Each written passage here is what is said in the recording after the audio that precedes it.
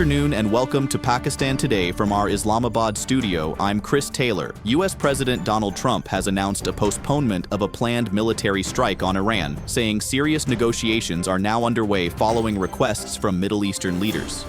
In a post on Truth Social, Trump said a possible agreement acceptable to both the United States and regional countries could still be achieved. He also credited mediation efforts by the Emir of Qatar and the Saudi Crown Prince for helping influence the decision. Meanwhile, Iranian President Masoud Pezeshkian stated that Tehran will continue negotiations with dignity while defending what he described as Iran's legal rights and national interests. In another development linked to rising tensions between Washington and Tehran, White House Deputy Press Secretary Anna Kelly says President Donald Trump is prepared to take necessary national security decisions if Iran does not engage in what she called good faith negotiations. Kelly said the U.S. administration remains firm on preventing Iran from obtaining nuclear weapons. She added that Tehran is facing growing military and economic pressure and remains increasingly isolated internationally. According to the White House, all options remain under consideration as diplomatic uncertainty continues. Elsewhere, Cuban President Miguel Diaz-Canel has warned that any military action by the United States against Cuba would result in bloodshed and threaten regional peace.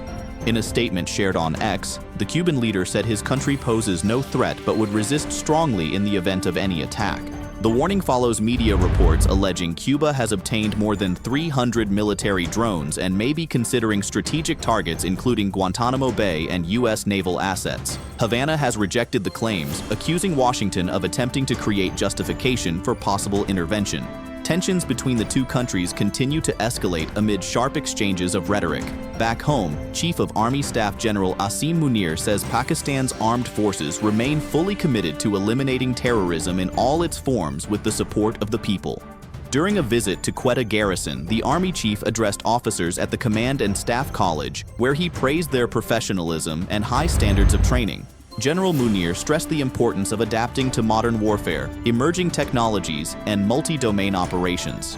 He said coordinated efforts among the armed forces are essential to maintaining peace and stability, particularly in Balochistan, while adding that propaganda, fake news, and externally sponsored terrorism cannot stop Pakistan's progress. Pakistan's Deputy Prime Minister and Foreign Minister Ishaq Dar has called for broader cooperation with the United Arab Emirates during a meeting with Pakistan's ambassador to the UAE, Shafqat Ali Khan. The meeting took place on the sidelines of the Regional Envoys Conference in Islamabad.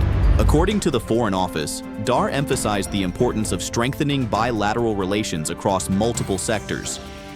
He also praised the contribution of the Pakistani community living in the UAE and called for continued efforts to improve their welfare and strengthen people-to-people ties between the two countries. In judicial developments, a court has sentenced convict Umar Hayat to death in the TikToker Sana Yusuf murder case.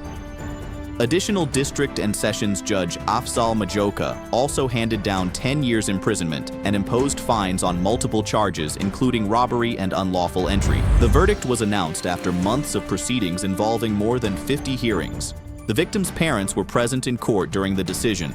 Prosecutors said the case included eyewitness accounts, forensic evidence, and identification parades, while the accused failed to present a credible defense. And finally, the Lahore High Court has sought a response from the Punjab government over a petition challenging the 3-month summer vacation schedule for educational institutions. The case was heard by Justice Khalid Ishaq on a petition filed by the All Pakistan Private Schools Federation. The petitioner argued that lengthy school closures significantly reduce the academic year and negatively affect educational standards. While the court declined to immediately suspend the notification, notices have been issued to the Punjab government and other respondents for a detailed reply in the matter. That's all for now. You're watching Pakistan Today. I'm Chris Taylor.